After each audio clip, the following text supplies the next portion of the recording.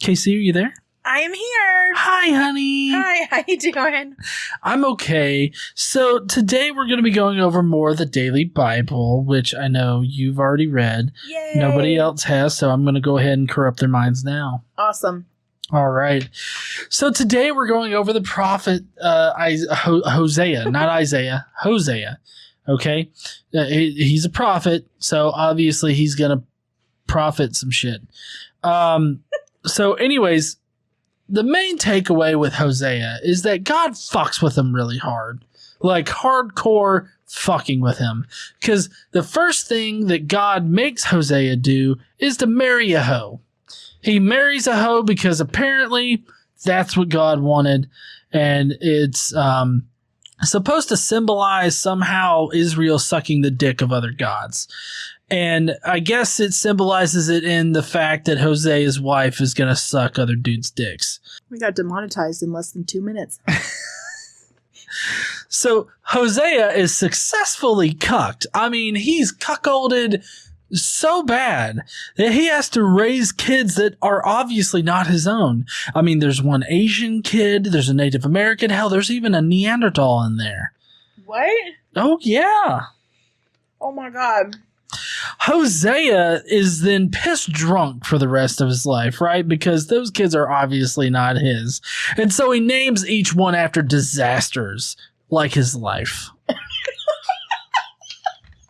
He legit names one kid No Love, because that won't fuck a kid up. Another kid is basically named Not Mine, probably because it was half Asian. Well, he's obviously not Asian. I don't know why you're shaking your head. So Hosea is so confused and drunk by God that he lashes out at his wife, and he becomes an abusive bastard just like God. He will sober up one day, though, and he gets back with his hoe wife. No hating on the hoes here. The Bible's hating on the hoes, okay? And then for some reason, there's redemption for Israel. For some reason, I don't know. Apparently, it comes after a massive bitch slapping with the hoe hand. Again, no hate for the hoes. Love you, hoes. Is that where you're ending it? Love you, hoes.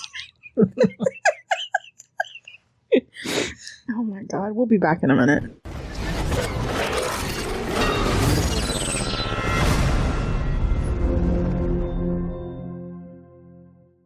What's up, heathens? How y'all doing? Did you like my intro that much, honey? Thank you so much for laughing so hard. I worked hard to get that completely wrong. Yeah. I was actually laughing at a different thing. But anyway. All right. So today we are going to go into the book of Hosea, and we're going to do the first 3 chapters. Yeah, I think it's funny that the first 2 letters are ho. I see how you played on that. I actually just now realizing that it's Hosea. Really? Yeah. Well, see, I thought you did that whole hoe thing on purpose because of Hosea. No, it's because of the Bible study beforehand when we were talking about Hosea's hoe wife. Y'all are gonna figure out what this is all about. Jeez. Okay, so what you need to know about Hosea is he is a prophet, and he's a prophet for about 60 to 65 years, and his ministry happens during Jeroboam's reign, the Jeroboam II in Israel. Yeah, that's what we're covering now instead of like after we finish Kings. Yes. Is because this is chronological. So Kings and Chronicles is being broken up by these other stories that are happening during the time in Kings and Chronicles. Yeah, so his prophecies, which are against Israel, and if you recall in 2 Kings where we finished up last time, Israel was just restored, right? And they took over Judah because Judah fucked up. But all of Hosea's prophecies are against Israel, and he references his own life, which has been basically plotted out by God to compare things that are happening in Hosea's life and his marriage, specifically his marriage and family, with God and the Israelite people and their relationship with each other. Right. And also in this particular book, Hosea, oftentimes it's used as allusions to the redemption that Jesus brings. But we're going to get there. Okay. All right. So are you ready to start? Yes. Tell me about the hose. Hosea's got hose. Okay. In different parts of the Middle East. Do they have area codes there? They probably do. Okay. Eden lies in the area code 1. Area code Mies. This is a different podcast. They won't get it. Trump is an idiot, and that's pretty much what you need to know. Yep. So the word of the Lord that came to Hosea, son of Beeri, during the reigns of Uzziah, Jotham, Ahaz, and Hezekiah, kings of Judah, and during the reign of Jeroboam, son of Jehoash, king of Israel. When the Lord began to speak through Hosea, the Lord said to him, "Go, take yourself an adulterous wife and children of unfaithfulness, because the land is guilty of the vilest adultery in departing from the Lord." So he married Gomer, daughter of Diblaim. No, Gomer. I'm just now realizing when we did our pre-meeting, I never told you her name. Yeah. Oh my God. Mary Gomer. Okay. Anyways, go ahead. So he married Gomer, daughter of Diblaim, and she conceived and bore him a son. Then the Lord said to Hosea, "Call him Jezreel, because I will soon punish the house of Jehu for the massacre at Jezreel, and I will put an end to the kingdom of Israel. In that day, I will break Israel's bow in the valley of Jezreel." Okay, so the first kid is named after the slaughter at the massacre at Jezreel. Well, technically, the kid's named after 2 slaughters, because the first slaughter that happened at the hands of Jehu, and then That's God. Now God's gonna slaughter Jehu and his whole family. He's the gonna house of punish them. Jehu. Yeah. Yes, the house of Jehu. Yeah. So that's the first kid. Okay, so Gomer conceived again. Now it doesn't say this time that it belongs to Hosea. It just says conceived again and gave birth to a daughter. Well, it could be. It doesn't say it's not his, but it doesn't say it is his. So here we are. The Lord said to Hosea, "Call her Lo Rahama, for I will no longer show love to the house of Israel, that I should at all forgive them." Now, Lo Rahama means not loved in Hebrew. Shit.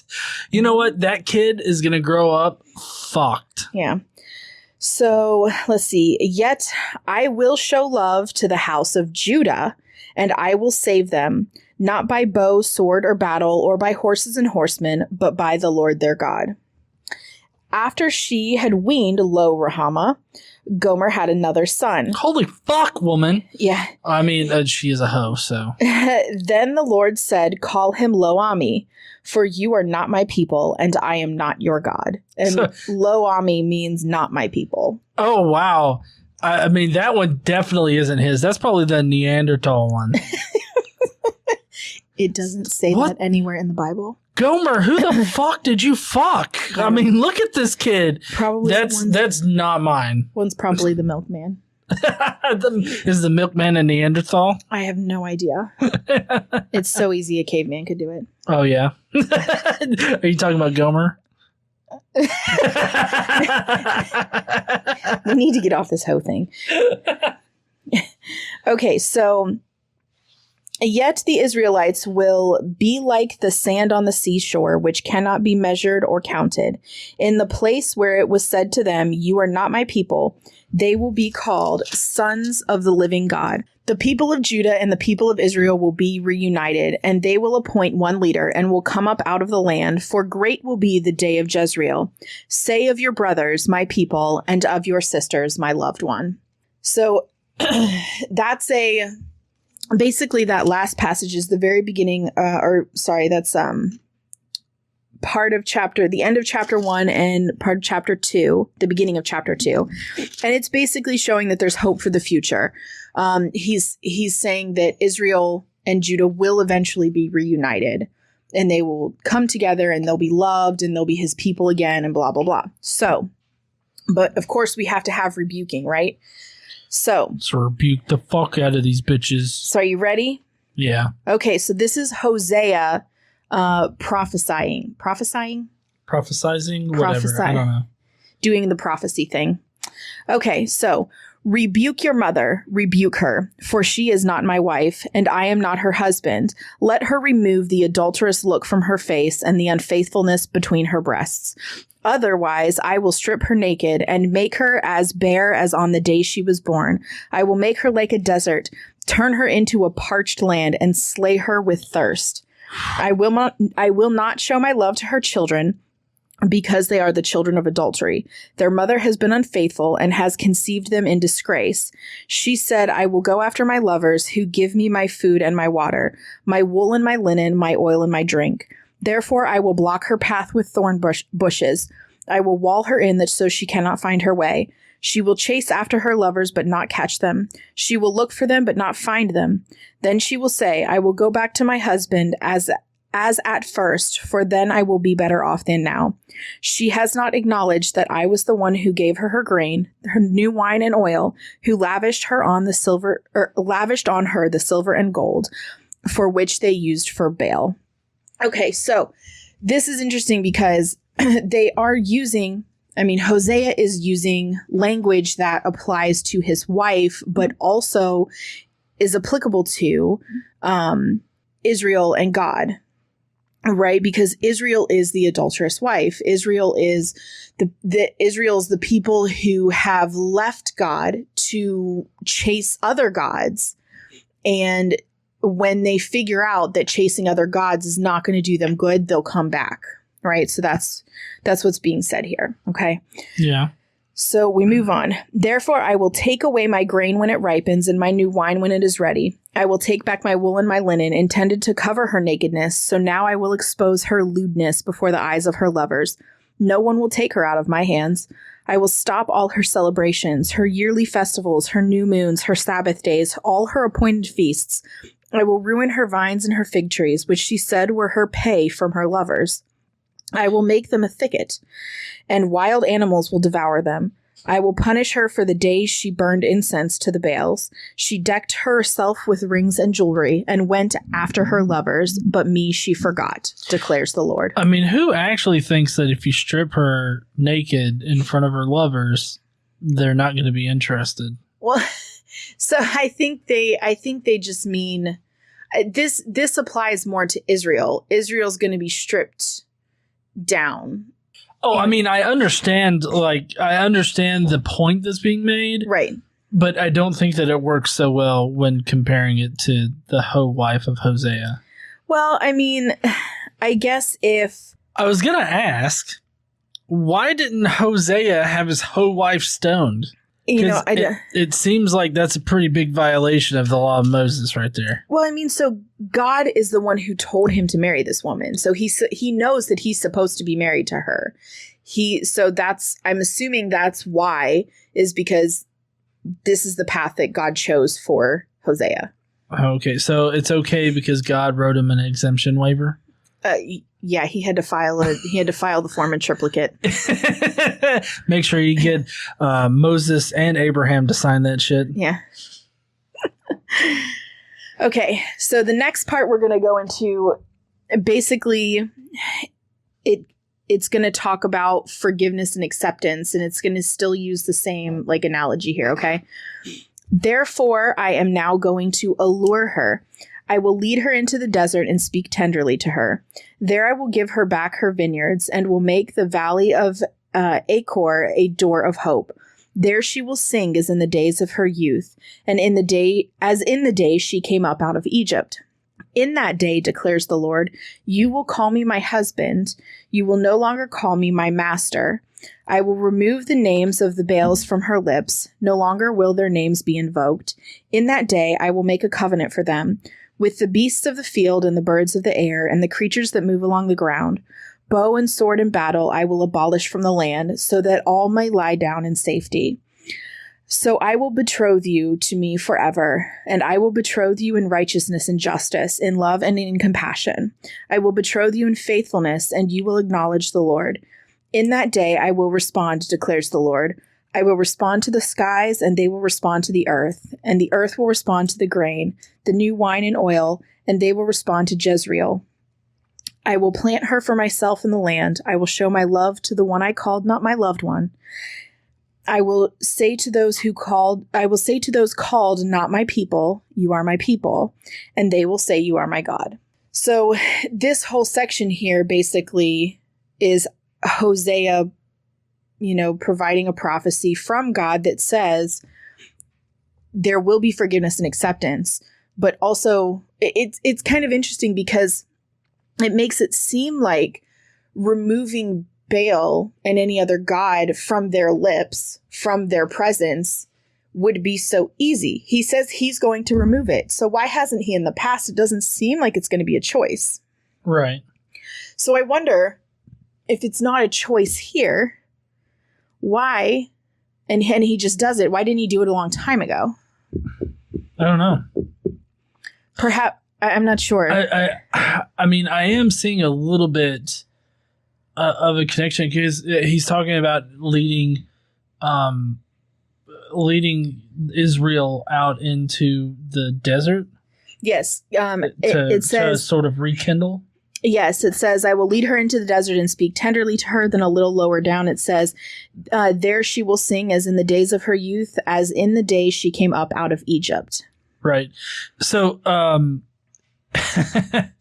it's funny because that's actually one of the supposed prophecies of Jesus here being called up out of Egypt. Mm-hmm. Because that's where Matthew, the Christian sect that was believing in Matthew or came up with Matthew or had that as their gospel, they would have read this particular part of Hosea as being like a prophecy of, Israel being called up out of Egypt. Mm-hmm. So also with her going into the desert to rekindle with God or prove themselves to God or whatnot, that also happens in the New Testament. I mean, it happens in the Old Testament before, Yeah. I mean, that's not a new thing going into the desert. I mean, we also saw that with Elijah or Elisha. Is either Elijah or Elisha. Well, didn't we also just recently see it with not Joel, with the guy that got eaten by a fish? Jonah. He went out in the desert to watch the city. Mm-hmm. You remember? So, I mean, there's to see what would happen, and he spent time with God, and it was. So this going out in the desert and isolation kind of thing is a common theme. Right. Okay, are you ready? Yeah. All right. So now we're starting Hosea chapter 3. The Lord said to me, go show your love to your wife again, though she is loved by another and is an adulteress. Love her as the Lord loves the Israelites, though they turn to other gods and love the sacred raisin cakes. I forgot to look this up. Can you please look up what the fuck a sacred raisin cake is? So in the ESV, it has, and in the what's this one? NIV, it's got cakes of raisins, right? Or raisin, raisin cakes. Raisin cakes, cakes of raisin.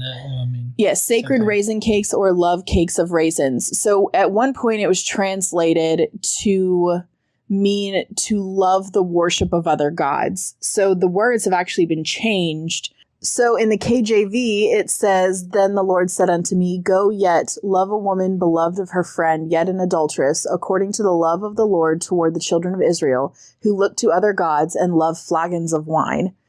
So it's... they like to get drunk and suck other gods' dicks. Well, so cakes of raisins, flagons of wine, another version says that love the worship of other gods. So it's interesting how many different ways this can possibly be translated. It's definitely the absolute word of God, right? Oh, I mean, I'm sold on it. So, continuing, I bought for her 15 shekels of silver and about a homer and a lethek of barley. Then I told her, you are to live with me many days. You must not be a prostitute or be intimate with any man, and I will live with you. For the Israelites will live many days without king or prince, without sacrifice or sacred stones, without ephod or idol. Afterward, the Israelites will return and seek the Lord their God and David their king. They will come trembling to the Lord and to his blessings in the last days. Oh, of course they will. Yeah. I mean, that's how it always happens. They come trembling to the Lord in the last days or whatnot. Not every time it's the last days. There's only one last day. But I mean, they always come trembling to the Lord, begging him to fix shit, and then he fixes shit, and then they're like, okay, well, we're gonna go back to doing the other shit now, since you fixed shit. So anyway, that's where we're gonna stop today. Next week we'll go through Hosea 4 through, I think, 4 through 9. Yeah, and with the prophecy really being about Israel and Egypt, we're going to be seeing some more connections with Jesus in Hosea. There's technically only 2 lines that the Christians at least hold to be like prophecies, and that's in 11 and 13.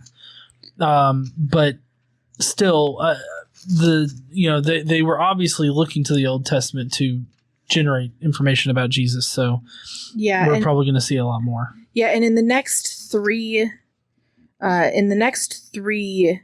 episodes of this, we're going to continue through Hosea, and the remainder of Hosea is straight prophecy. Okay, so there's not any more story. Mm-hmm. In this section, it's just straight prophecy. Okay.